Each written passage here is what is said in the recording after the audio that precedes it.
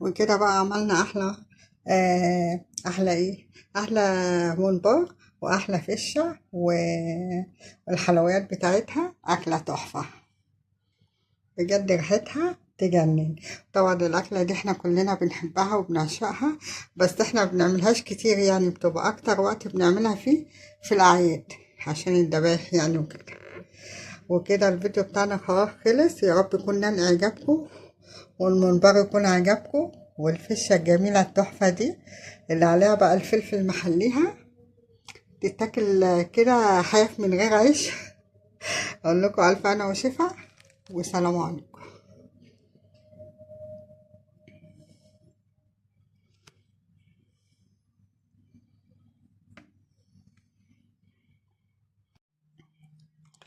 كده بقى هنعمل مع بعض ممبار، هنفرزه برضو معايا هنا.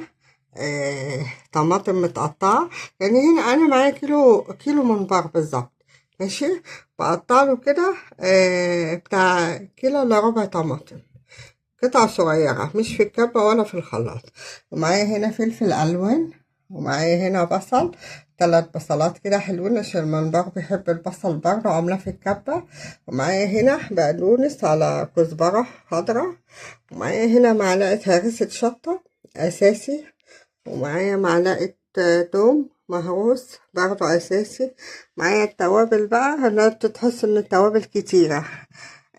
بصوا ما شاء الله، كزبرة شطة جنزبيل فلفل اسود توم باودر بصل باودر بابريكا كمون ملح.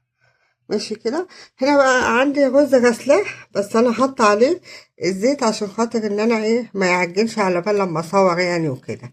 هنزل اول حاجه التوابل،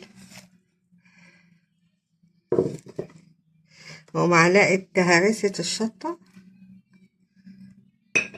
ومعلقه الثوم عشان نفضي الدنيا، وهننزل بالفلفل الالوان،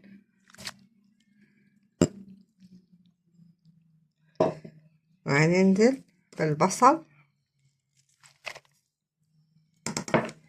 وهننزل بالبقدونس والكزبرة، واخر حاجة الطماطم، بس شكلها هنحطها في حاجة كبيرة عشان نعرف نقلبها.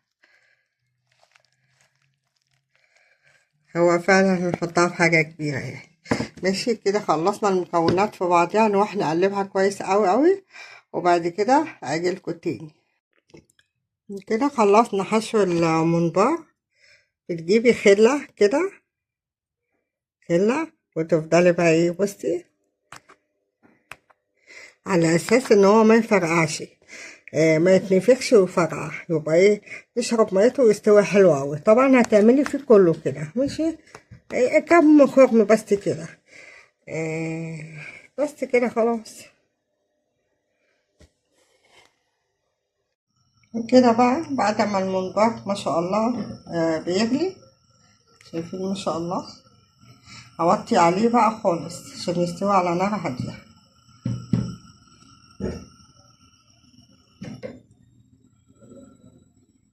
كده بعد ما طلعت الممبار من التلاجة، طبعا كنت مفرزة معاكم، طلعته دلوقتي عشان هقليه.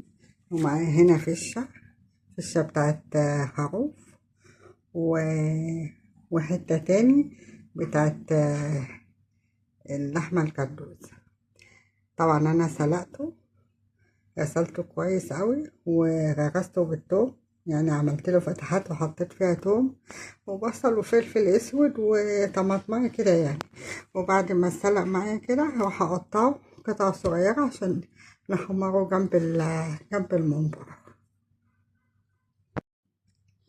وكده قطعناها زي ما انتوا شايفين كده، قطع صغيره. ومعانا هنا الحلويات بتاعتها، نروح بقى نقليها. عندي هنا طاسه هنزل عليها بحبة زيت، اوطي عليها. وكده بقى بعد ما تاخد هنزل بقى بالفشة بتاعتي والحلويات.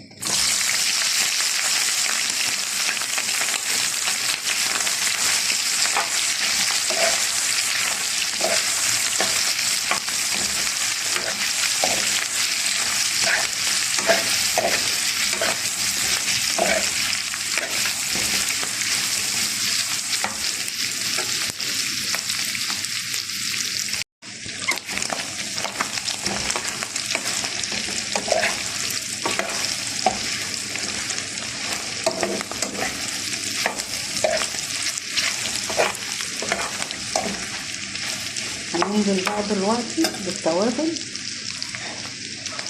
طبعا التوابل الكزبرة اساسي، والكمون اساسي، وملح وفلفل اسود وبابريكا.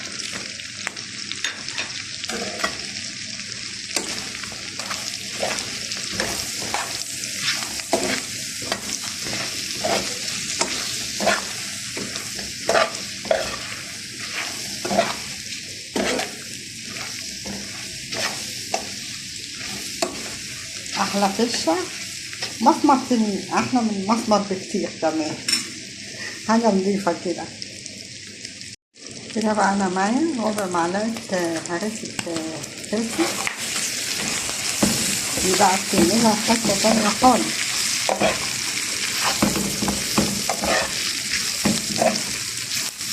معايا ايه كمان بقى؟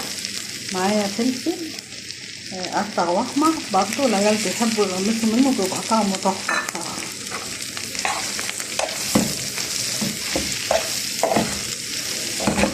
ننافس العربيات بقى ولا ما ننافسش العربيات؟ بنعمل حاجه احلى واطعم وانضف.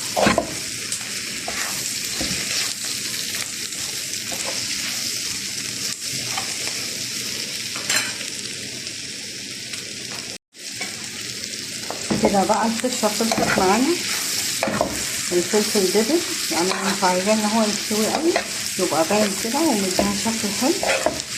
نمشي بقى عليها طاسه فيها زيت سخن، بنزل عليها في المنقار.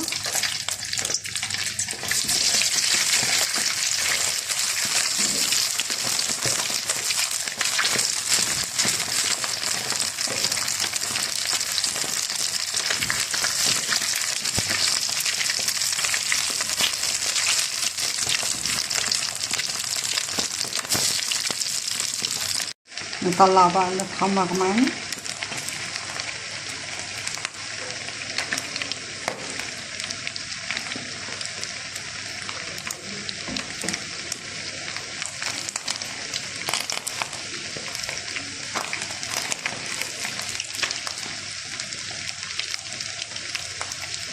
هكمل وارجع لكم.